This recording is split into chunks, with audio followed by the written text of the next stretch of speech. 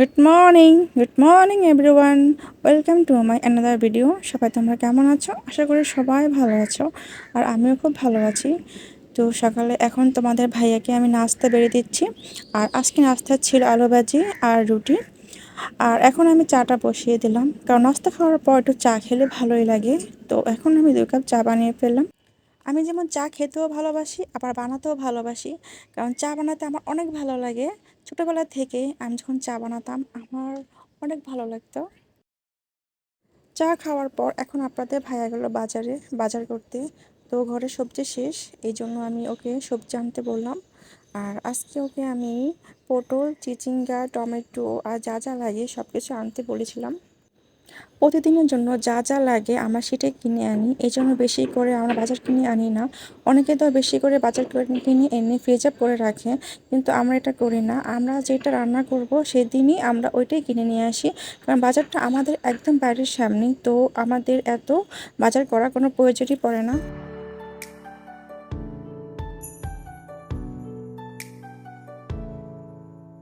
তোমাদের ভাইয়া আজকে বাজার করলো চিচিঙ্গা, টমেটো, পটল আর মিষ্টি কুমড়া। মিষ্টি কুমড়াটা আমার ছেলের জন্য, কারণ ওকে আমি সবসময় ভাতের সাথে মিষ্টি কুমড়া সিদ্ধ দিয়ে থাকি। এর সাথে নিয়ে এসেছে চাল, মুরগি, ডিম আর মসুর ডাল।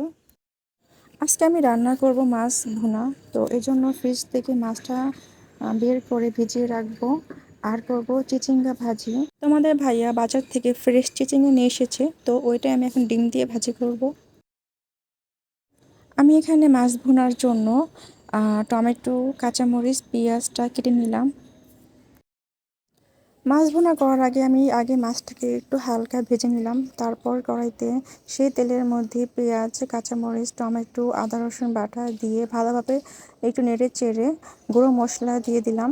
তারপর গুঁড়ো মশলা দিয়ে একটু হালকা একটু পানি দিয়ে ভালোভাবে কষিয়ে মাছটা দিয়ে দিলাম।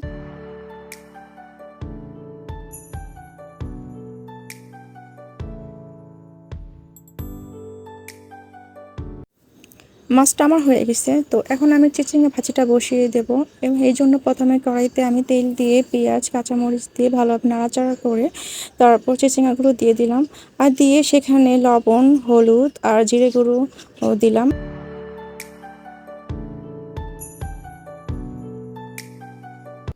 যখন দেখবো ভাজিটা একদম হওয়ার পথে, তখন শেষে আমি একটা ডিম ছেড়ে দেব। আর ডিমটা দিয়ে ভালোভাবে নাড়াচাড়া করে আর একটু ভাজা ভাজা করে পরে নামিয়ে ফেলবো।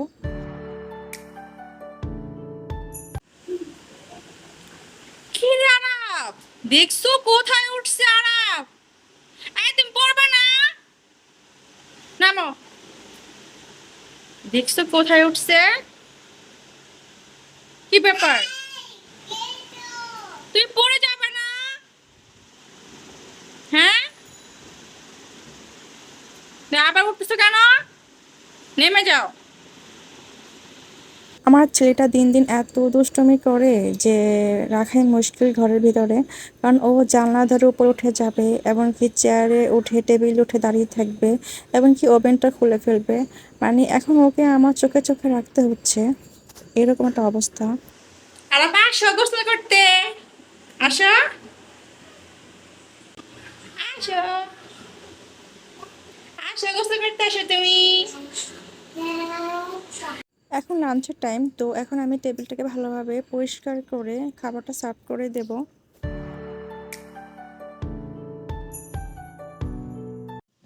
আজকে লাঞ্চের মেনুতে আমি রান্না করেছি চিচিঙ্গা ভাজি, ডিম দিয়ে ভাত আর ডাল, আর হচ্ছে মাছ ভুনা।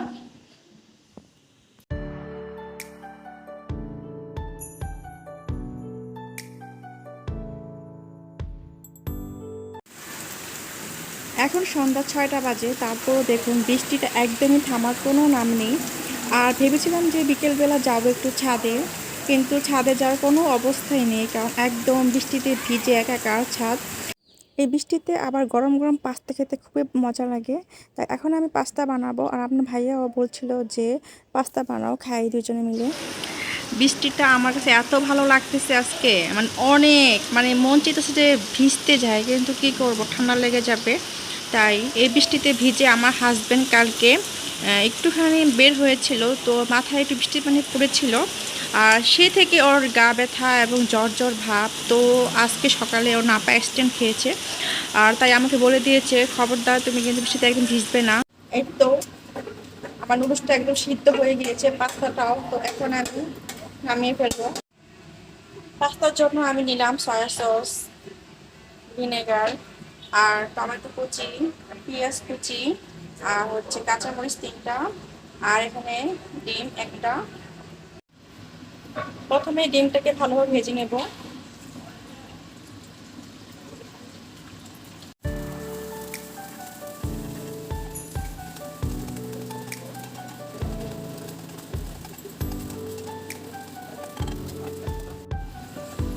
এখন দিয়ে দিলাম কাঁচামরিচ আর পেঁয়াজ। তো একটু লাল লাল হলে পরে দিয়ে দিব টমেটো। এখন দিয়ে দিব টমেটো।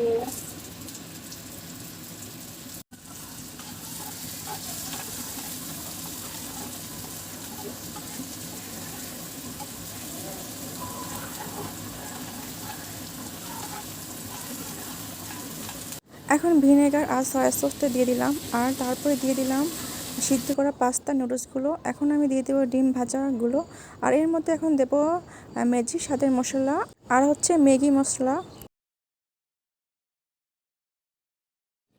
পাস্তাটা আমার হয়ে গিয়েছে। তো আরাফের বাবা এখন মাগরিবের নামাজটা পড়ছে, তারপর আমি ওকে পাস্তাটা দেবো।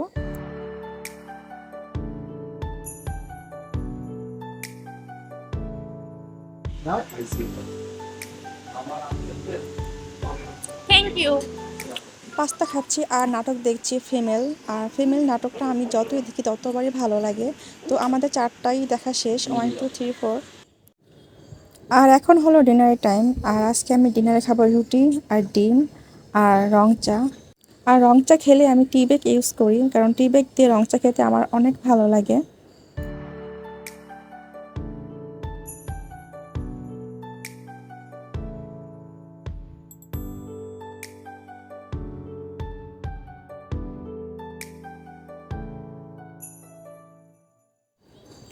আর রাত 10:30 বাজে আপনাদের ভাইয়া আমাকে কল দিল, যে বলল আমি এখন মিরপুর 14 নম্বরে রয়েছি, তুমি কি ফুচকা খাবে নাকি? তুমি যে আমাকে বলেছিলে যে মামুন স্পেশাল ফুচকা খাবে, তুমি যে টিভিতে দেখেছিলে ব্লগে। তো আমি একবার ফাহিম ভাইয়ের ব্লগে দেখেছিলাম যে মিরপুরে সেরা ফুচকা নাকি 14 নম্বরে পাওয়া যায়। আর সেটা দেখেই আমি বলেছিলাম যে যদি তুমি কখনো 14 নম্বর যাও মিরপুরে, তাহলে আমার জন্য ফুচকা নিয়ে আসবে। আর ফাহিম ভাই হলো আমাদের বাংলাদেশি ফুড রিভিউয়ার। আর ওনার কথা বলছি, ওনার ভিডিও দেখি আমি নিয়মিত। তাই ওনার ভিডিও দেখেই আমি ফুচকাটা খেতে আমার ইচ্ছা করলো, তাই আমি ওকে বলেছিলাম, তাই আজকেও নিয়ে আসলো।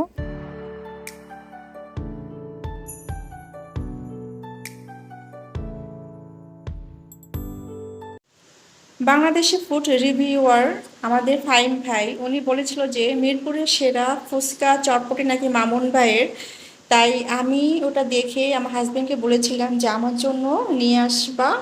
তো আজকেও গেল মিরপুর 14 নম্বরে সেই দোকানে, আর আমার জন্য সেখান থেকে ফুচকা নিয়ে আসলো। তো আজকে আমি খেয়ে দেখবো এটা কি মিরপুরের সেরা ফুচকা নাকি।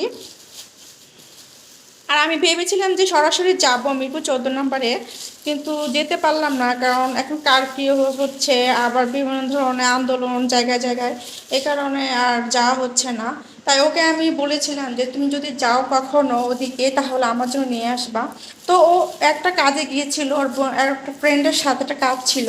তো সেখানে যাওয়ার পর আমাকে ফোন দিয়ে বলল যে তুমি যে বলেছিলে যে মামুন ভাইয়ের চটপটি আর ফুচকা খাবে, সেখানে সেই দোকানের সামনে আমি দাঁড়িয়ে রয়েছি, তুমি খাবে নাকি বলো, তাহলে আমি নিয়ে আসব।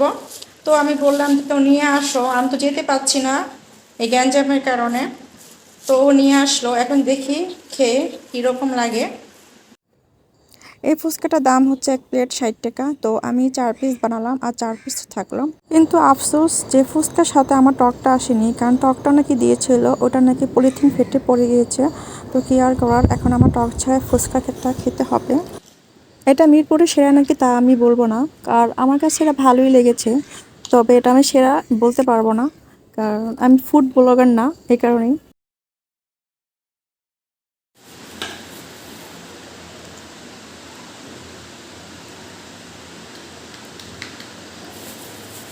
টক থাকলে আর বেশি ভালো লাগতো। তো কি আর করার, ভাগ্যে টক ছিল না। টকটা ঠিকই নিয়েছিল কিন্তু পড়ে গেছে।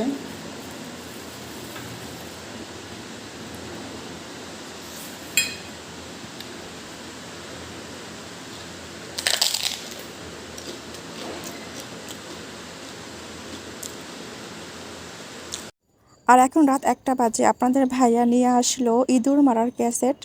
এখানে আঠা থাকে, আর আঠাতে ইঁদুর লাগলে একদমই নড়চড় করতে পারে না, একদমই আটকে যায়। আর আমাদের ঘরে আগে ইঁদুর ছিলই না, কিন্তু এই 2 দিন ধরে একটা ছোট্ট একটা ইঁদুর বারবার দেখছি এই ঘর থেকে ওই ঘরে যায়। তো আমার কাছে ইঁদুর ঘরে থাকলে একদমই ভালো লাগে না, অসহ্য লাগে আমার, মানে কি বলবো, আমার ঘৃণা লাগে।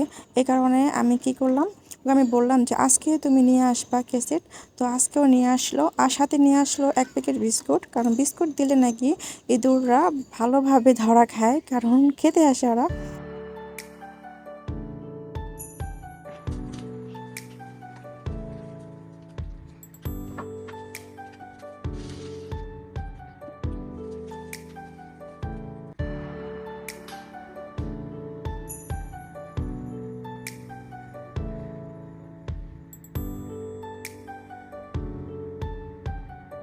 সকালে উঠে আমি আগে এই ঘরে আসলাম আর দেখলাম যে ইঁদুর ধরা খেলো নাকি। দেখলাম যে সত্যি ইঁদুরটা ধরা খেলো, আর দেখে খুব ভালোই লাগছিল, কারণ ইঁদুরটা আমাকে অনেক জ্বালিয়েছে, আমার আলু পেঁয়াজ রসুন এগুলো সব খেয়ে ফেলছে।